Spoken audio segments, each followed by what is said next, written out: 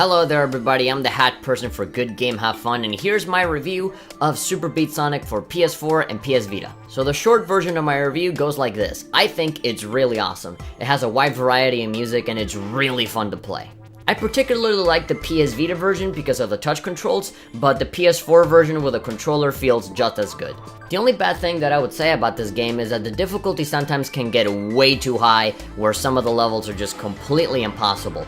That and with the PS Vita version, the touch controls can get a little bit frustrating and finicky, but those are some minor gripes that I have with it. Overall, the game is pretty solid. I don't really have too many problems with it. If you're looking for a really good rhythm game, whether it's on the go on Vita or on a big TV on a PS4, then I highly recommend Superbeat Xonic. It's really fun, both versions are great, so just take your pick and enjoy. And now the long version of the review goes like this. Every single time I play Superbeat Xonic, I think about those DJs that make electronic music with those launch pads that light up and look super cool. Pressing every single button creates an awesome sound that immerses you into the music whenever you get a good flow going. I feel that playing Superbeat Xonic is as close as I will ever get to that, for it provides me with that immersive feeling that I always crave more of. This rhythm game has an opening sequence that implies that there are characters and some sort of story to follow. The characters in the opening even have a bio with useless information to look at, but don't worry about that. None of the things seen in the opening sequence have nothing to do with anything and will never be mentioned ever again. The game itself is just a list of songs to play, with another mode with challenges based around them. On the surface, this seems like very little content, but it's actually pretty packed with enough stuff to leave you playing for a long while.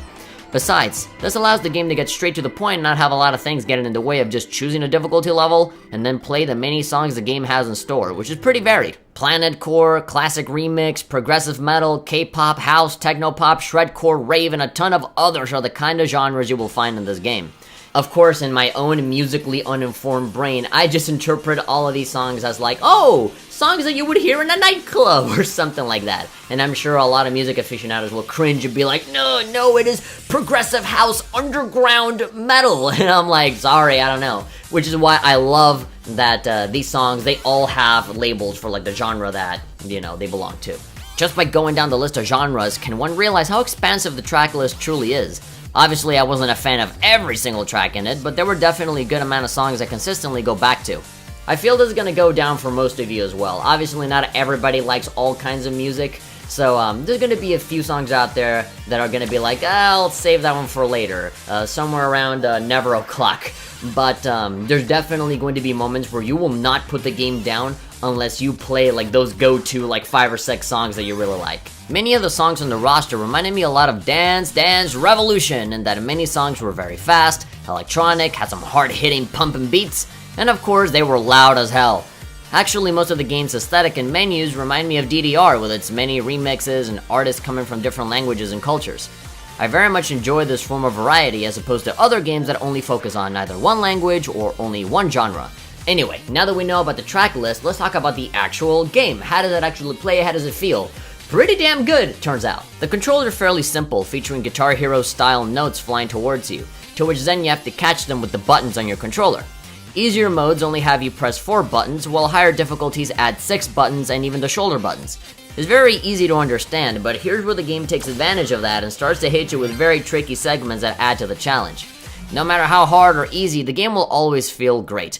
And of course, with the PlayStation Vita version, you can just hit all the little notes on the touchscreen. It's difficult for me to describe why I like the feeling of hitting all of the colored notes so much, but I do. I simply find it very satisfying to the touch when playing on a Vita, while the vibration and the enhanced resolution of the PS4 version brings a different kind of enjoyment all on its own. As I mentioned before, it feels like using a DJ launchpad at a nightclub or a rave, combining the hard-hitting beats of the music with the visual feedback of the game's backgrounds and button presses make for something that you really have to feel for yourself to believe. When you start to find yourself into a good groove, you're gonna feel like the most badass person ever, although that might not be the case with a lot of the more difficult songs out there. I'm just giving you a fair warning right now, there are some challenges in this game that you will lose a ton of times. If there is any point of criticism I can give, is how much the difficulty can spike after a certain point. Most of the challenge is fun, but the World Tour mode is on a completely different level.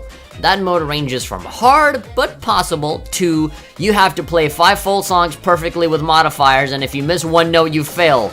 Kinda hard. Some of the later challenges can be difficult beyond enjoyment, but most of it really isn't all that frustrating. Another small thing that I noticed was that sometimes the background visuals blend in a little bit too well with the color of the notes in the forefront. This can cause you to miss some notes since they camouflage with everything else, which can leave some perfectionists raging, especially when it's not necessarily their fault. And finally, the touch controls in the Vita are fun, but become increasingly more uncomfortable to use when cranking up the difficulty.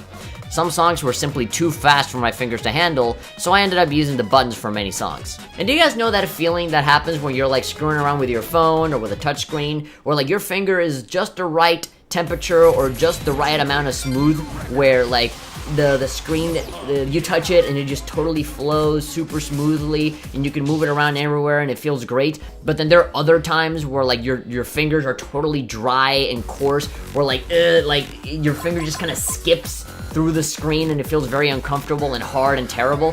Well, that's exactly what happens to me on the Vita version of Superbeat Sonic. When you begin, yeah, you use your thumbs and it feels really great, but then, oh, like my fingers dried up, so now it doesn't feel as good, and it, you know, your finger doesn't like scroll as smoothly as it should, so you switch to the other finger, switch to the other one, and then before you know it, it's like you have this very uncomfortable claw of, you know, switching between fingers just to be able to catch it. And, you know, even then, even when you are, you know, playing at max finger texture, there are a couple moments in the Vita version where, you know, you think you hit a note, but you didn't. Because it's not like the buttons, right? When you hit a button, it very clearly is this note or that note. But if you screw up and you hit the touchscreen, somewhere in between one note and the other, it's eventually gonna decide. It's not gonna hit both at once. So it's like, okay, you know, you say, oh no, I totally hit the one at the top, but it was just a little bit in between two notes, so it'll hit at the bottom, and then it won't count, and it'll screw up your combo, and it's very frustrating.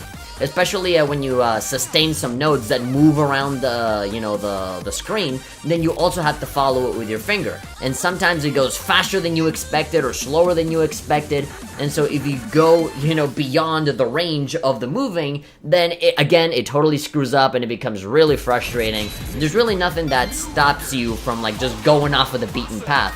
And so, yes, this is why I say that with the easier songs, it is very fun to play with the touchscreen. With a lot of difficult and fast songs, it's practically impossible without failing and feeling like wanting to throw your Vita to the other side of the room. This will probably be, you know, the breaking point between getting either the Vita version or the PS4 version. But even then, with the Vita version, you can just use the buttons and the analog sticks. You know, there's literally no difference. You just have the added option of, you know, the touchscreens, but I don't recommend you using that for the harder, you know, levels. But anyway, in conclusion, I think Superbeat Sonic is an awesome rhythm game that will definitely set the standard for other rhythm games down the line.